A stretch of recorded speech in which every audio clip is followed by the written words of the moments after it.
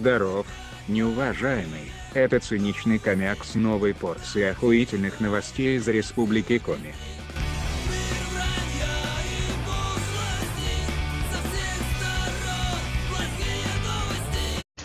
Одна история охуительней другой просто, блядь.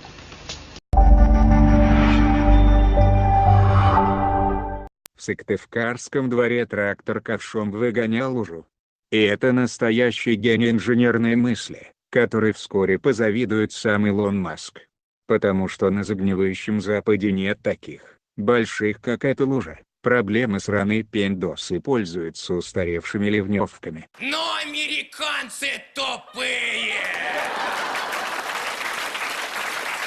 Надеюсь, что в далеком будущем потомки современных американцев по достоинству оценят это экономичное и эффективное ноу-хау простых сыктывкарских коммунальщиков. Впрочем, это уже совсем другая история.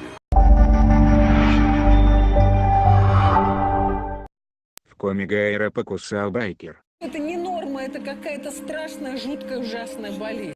Поздним вечером дежуривший в селе Литка экипаж ДПС заметил байкера, который ехал с выключенными фарами, без шлема и государственных номеров.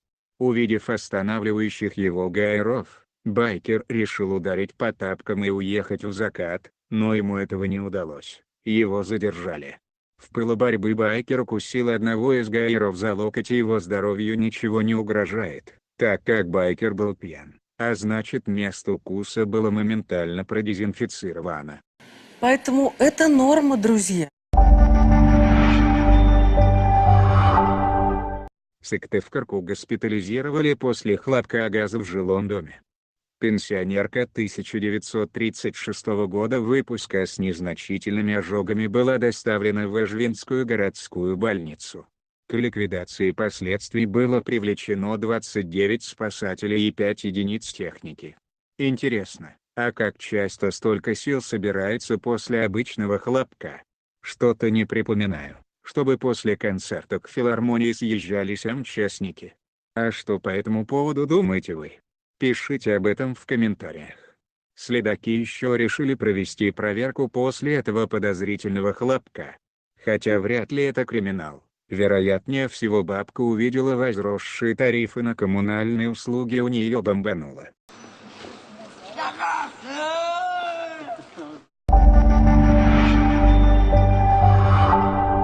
Ну а вы не забывайте делиться видео, подписываться и ставить лайки, жать на колокольчик, чтобы не пропустить очередную дичь из нашего региона.